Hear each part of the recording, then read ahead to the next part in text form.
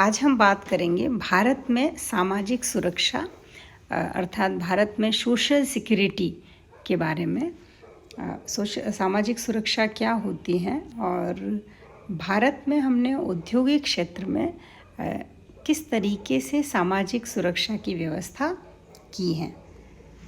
सामाजिक सुरक्षा का जो विचार है वो बेसिकली इस सिद्धांत पर आधारित है कि चूँकि हम सब जानते ही हैं कि हर व्यक्ति के जीवन में कोई आकस्मिक विपत्तियां आने की संभावनाएं रहती ही हैं, तो ऐसे में उसे हमेशा सहायता की ज़रूरत होती है। और यदि ऐसे अवसर पर जबकि वो कोई भी व्यक्ति परेशानी के समय में हो, तो यदि उसकी सहायता नहीं की जाए तो डेफिनेटली वो नैतिक रूप से उसकी स्थिति पतन की ओर जाती हैं, ऐसी संभावनाएं रहती हैं। तो और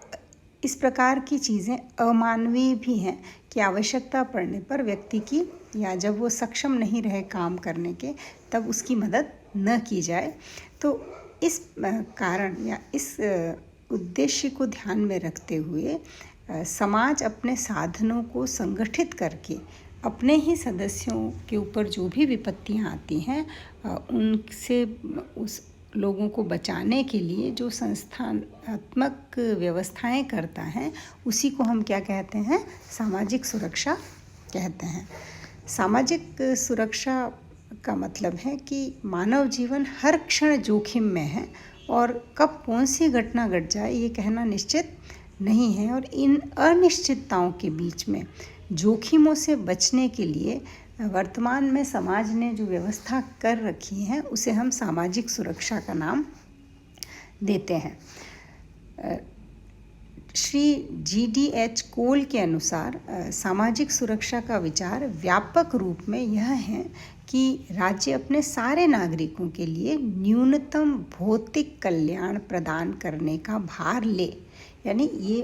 उनका ये कहना है कि ये जिम्मेदारी राज्य की या सरकारों की है कि वो मिनिमम उसे बेसिक नीड्स एक तरीके से लोगों को मिल जाए, उनकी पूरी हो जाए,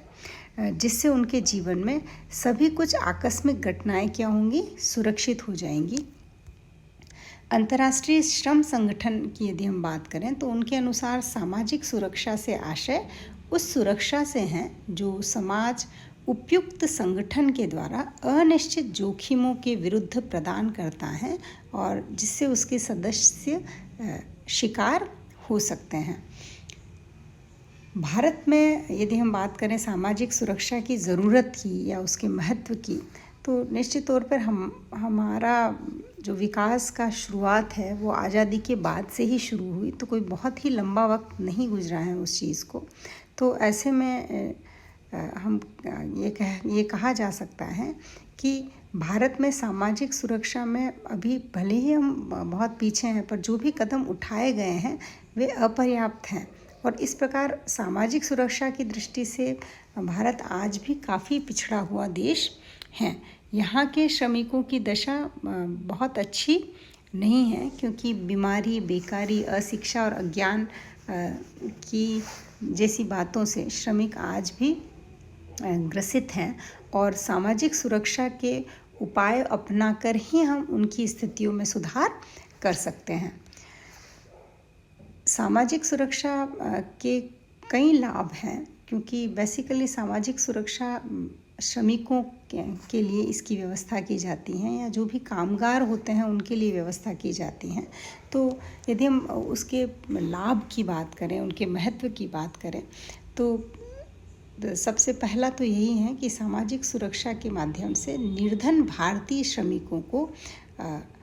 सहारा मिलता है एक तरीके से। और यहाँ के श्रमिकों को चूँकि कम मजदूरी मिलती है और ऐसे में वो अपनी न्यूनतम आवश्यकताओं की पूर्ति भी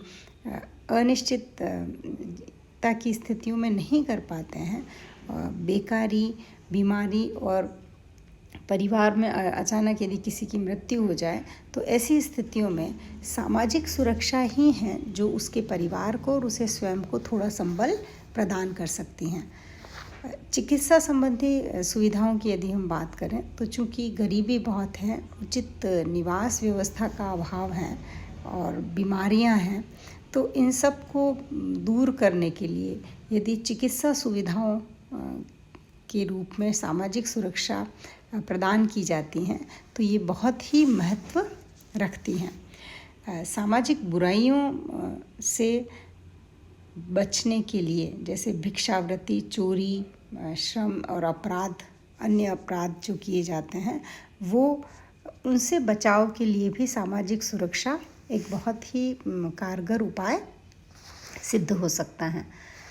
दुर्घटना में सहायता, यदि जैसे कोई श्रमिक है, वो किसी कारण से दुर्घटना का शिकार हो जाता है और दुर्घटना में वो इसके बाद वो इस योग्य नहीं रहता कि वो काम कर पाए, तो ऐसी स्थिति में भी सामाजिक सुरक्षा श्रमिक के लिए और श्रमिक के परिवार के लिए बहुत ही महत्वपूर्ण हो जाती हैं। बेकारी की दशा में सहायता करना अत्यंत आवश्यक है, और चूँकि हमेशा कई बार ऐसा होता है कि जो श्रमिक होते हैं उन्हें मौसमी रोज़गार ही मिलता है, यानी कुछ समय के लिए काम उपलब्ध होता है और बाकी समय वे बेरोज़गार रहते हैं। तो ऐसे में भी उनकी न्यूनतम जीवन स्तर को बनाए रख सकने के लिए सामाजिक सुरक्षा उनके लिए ज़रूरी है। इसके साथ ही भावी पीढ़ी का उचित पालन पोषण करने के लिए भी सामाजिक सुरक्षा और उनकी शिक्षा की अच्छी व्यवस्था, उनके स्वास्थ्य की, उनके पालन पोषण की अच्छी व्यवस्था के लिए भी सामाजिक सुरक्षा बहुत ही महत्वपूर्ण होती हैं। यदि हम भारत में जो भी अब तक सामाजिक सुरक्षा के लिए काम किए गए हैं उनकी बात करें तो उन्हें हम 2 श्रेणियों में रख सकते हैं। एक तो सामाजिक बीमा और एक सामाजिक सहायता के रूप में हम उन्हें समझ सकते हैं। सामाजिक बीमा की योजनाओं में सामान्य तौर पर जो कर्मचारी होते हैं, जो या फिर जो उद्यमी होते हैं, नियोजक, और या फिर राज्य के द्वारा अंशदान दिया जाता है, और इनकी मुख्य व्यवस्थाएं जो की गई हैं वो इस प्रकार हैं। सबसे पहला है कि श्रमिक क्षतिपूर्ति अधिनियम बनाया गया, जिसमें सामाजिक सुरक्षा की शुरुआत हुई, और श्रमिक क्षतिपूर्ति अधिनियम में केवल कारखानों और दूसरे उद्योगों में काम करने वाले श्रमिक आते हैं, और यदि इनको काम करते समय कोई दुर्घटना हो जाए, कोई व्यवसाय से संबंधित कोई परेशानी हो जाए फिजिकली, तो ऐसी स्थिति में इनके परिवार के लोगों को और श्रमिकों को क्या मिलता है, हर्जाना दिया जाता है। दूसरा है मातृत्व लाभ अधिनियम 1961। इसमें भी ये सारे राज्यों में लागू हैं लगभग, और इस अधिनियम के अंतर्गत कारखानों, खानों, बागानों सभी संस्थाओं पे लागू हैं, और यहाँ महिलाओं को 160 दिन के सेवा काल के पूरा कर लेने पर 12 सप्ताह की छुट्टी औसत वेतन पर दी जाती हैं। कर्मचारी राज्य बीमा अधिनियम 1948 के अंतर्गत सामाजिक सुरक्षा की दृष्टि से मौसमी कारखानों को छोड़कर ये सभी कारखानों में लागू होता है, जिसमें कि 20 से ज़्यादा कर्मचारी काम करते हैं और जिसकी मशीनें किसी भी प्रकार की ऊर्जा से चलती हो, उस पर ये लागू होता है, जिसमें बीमारी लाभ, प्रसूति लाभ, अयोग्यता लाभ, आश्रित लाभ और चिकित्सा सुविधाएं जैसी चीज़ों को शामिल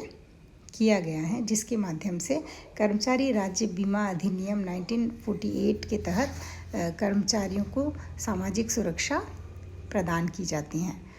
कर्मचारी भविष्य निधि अधिनियम 1952 में अवकाश प्राप्त करने के बाद वृद्धावस्था में श्रमिकों और कर्मचारियों के लिए धन की व्यवस्था करने के उद्देश्य से यह अधिनियम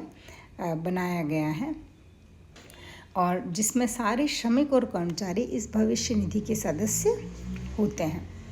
फिर मृत्यु सहायता कोष में यदि किसी कर्मचारी जिसका मासिक वेतन 1000 रुपये से अधिक नहीं है की मृत्यु हो जाती है, तो इस कोष से उसके उत्तराधिकारी को सहायता प्रदान की जाती है। साथ ही केंद्रीय कर्मचारी बीमा योजना 1975 में केंद्रीय कर्मचारियों पर ये लागू होता है, और भविष्य निधि में जो अपना अंशदान जमा करवाते हैं, इसके अनुसार यदि सेवा काल में किसी कर्मचारी की मृत्यु हो जाती है तो उसकी मृत्यु से पहले के 3 वर्षों की उसकी जो जमा धनराशि है उसके बराबर ही अतिरिक्त धनराशि उसके परिवार को दी जाती हैं। पारिवारिक पेंशन योजना में औद्योगिक कर्मचारियों की मृत्यु हो जाने पर उसके परिवार को दीर्घकालीन सुरक्षा प्रदान करने के लिए कोयला खान परिवार पेंशन योजना 1971 और कर्मचारी परिवार पेंशन योजना भी शुरू की गई है। इसके साथ ही ग्रेच्युटी अधिनियम 1987 के अंतर्गत 3500 रुपये मासिक वेतन पाने वाले कर्मचारी और श्रमिक, चाहे वे किसी भी व्यावसायिक उपक्रम, औद्योगिक इकाइयों, खान बागान, बंदरगाह में काम करते हों, उन्हें यह लाभ प्राप्त होगा। बेरोजगारी भत्ता इस समय देश में 10 राज्यों में दिया जा रहा है और जिसमें पंजाब, केरल, पश्चिमी बंगाल, गुजरात, महाराष्ट्र, कर्नाटक, तमिलनाडु, राजस्थान शामिल हैं। रेलवे कर्मचारी बीमा योजना में रेलवे कर्मचारियों पर बीमा योजना लागू कर दी गई है, जिसके आधार पर कर्मचारियों की भविष्य निधि में जमा राशि से इस योजना को जोड़ा गया है। साथ ही विक्रय संवर्धन सेवा शर्तें अधिनियम 1976 उन व्यक्तियों के लिए बनाया गया है जो विक्रय संवर्धन के कामों में लगे हुए हैं और केवल यह जो है वो विक्रय संवर्धन में अभी केवल औषधि यानी दवाइयों से संबंधित जो भी उद्योग हैं उसी पर लागू होता है। इसके अलावा है सामाजिक सुरक्षा सर्टिफिकेट, जो जून 1982 में 10 वर्षीय सर्टिफिकेट योजना एक शुरू की गई थी, जो भी इसी सामाजिक सुरक्षा से संबंधित हैं और ये 500 और 1000 रुपये की योजना प्रारंभ की गई थी। और जम्मा संबंध बीमा योजना जो 1976 में कर्मचारियों और श्रमिकों पर लागू की गई हैं और कर्मचारी भविष्य निधि योजना और कोयला खान भविष्य निधि योजना के अंतर्गत जो कर्मचारी आते हैं उन्हें ये इस योजना का लाभ मिलेगा। व्यक्तिगत दुर्घटना बीमा विशेष सुरक्षा योजना है जो 1985 में लागू की गई थी और इस योजना में भूमिहीन मजदूरों, छोटे और सीमांत किसानों, परंपरागत कारीगरों के ऐसे सदस्यों जिसकी जो काम करने वाले हैं और जिनकी दुर्घटना में मृत्यु हो जाती हैं तो उनके आश्रित जनों को 3000 रुपये देने की व्यवस्था है। इसके साथ ही कर्मचारी पेंशन योजना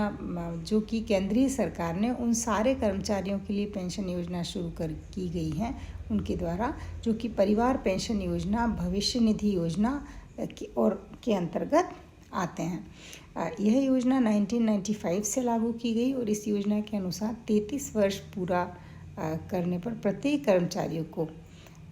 वेतन तथा महंगाई भत्ते के 50% के बराबर पेंशन देने की बात की गई है। और यदि कोई व्यक्ति 40 वर्ष तक सेवा करता है तो उसको 60% की देने की बात भी इसमें कही गई है। Thank you.